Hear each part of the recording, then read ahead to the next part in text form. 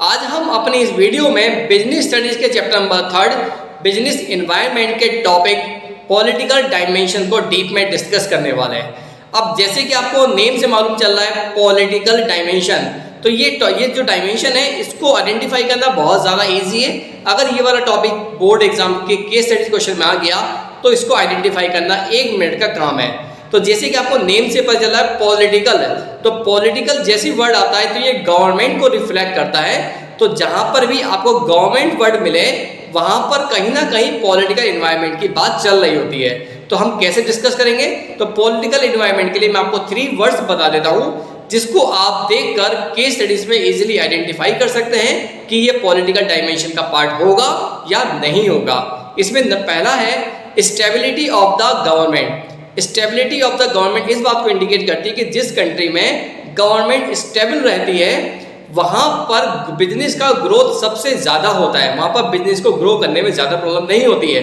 अगर किसी भी कंट्री में गवर्नमेंट बार बार चेंज हो रही है, इसका मतलब जो न्यू गवर्नमेंट आएगी उसका बिजनेस के लिए क्या व्यू है, वो कौन से बिजनेस को ज़्यादा सक्सेस करना चाहती है और कौन से बिजनेस की तरफ उसका ध्यान नहीं जाता है, ये पॉइंट बिजनेस के सक्सेस को सबसे ज़्यादा इफेक्ट करता है, बिजनेस एनवायरनमेंट को सबसे ज़्यादा इफेक्ट करता है। तो सबसे पहला आता है स्टेबिलिटी ऑफ द गवर्नमेंट। अगर गवर्नमेंट स्टेबल है तो जितने भी बिजनेसमैन होते हैं वो गवर्नमेंट के रूल्स रेगुलेशन, उसके जो व्यूज़ होते हैं, उसको देखने का जो नज़रिया होता है उसके अकॉर्डिंग काम करना शुरू कर देते हैं और अपने बिजनेस को धीरे धीरे सर्वाइवल वाली कंडीशन से प्रॉफिट और ग्रोथ वाली कंडीशन तक पहुंचा सकते हैं।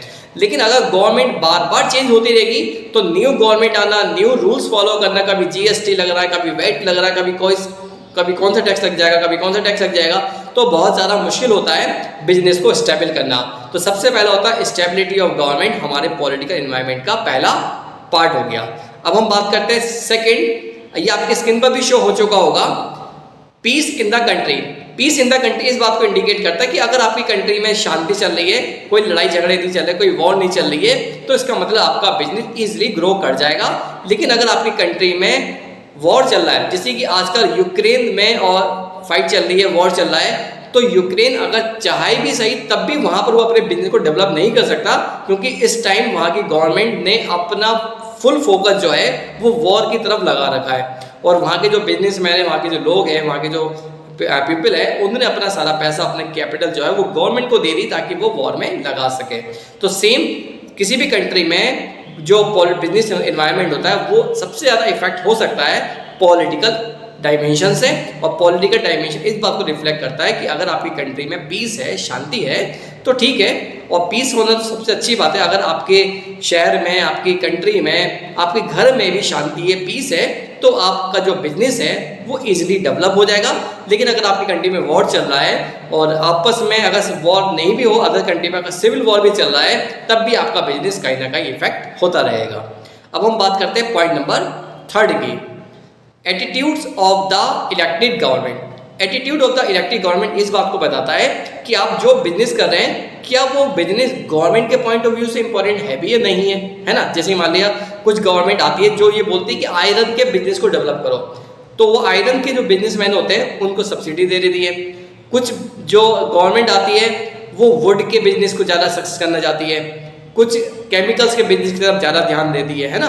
तो ये डिपेंड करता है कि गवर्नमेंट का क्या एटीट्यूड है। कुछ गवर्नमेंट आती है जो बोलती है नहीं भाई एजुकेशन सेक्टर को आगे बढ़ाया जाए, कुछ जो गवर्नमेंट आती है वो बोलते हैं रॉ मटेरियल और फिनिश गुड की तरफ ज़्यादा फोकस किया जाए, कुछ इंपोर्ट, कुछ एक्सपोर्ट।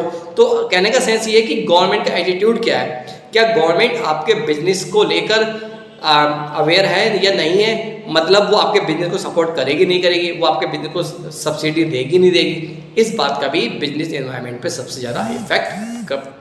सो होप सो आपको पॉलिटिकल एनवायरनमेंट एकदम क्लियर हो चुका होगा।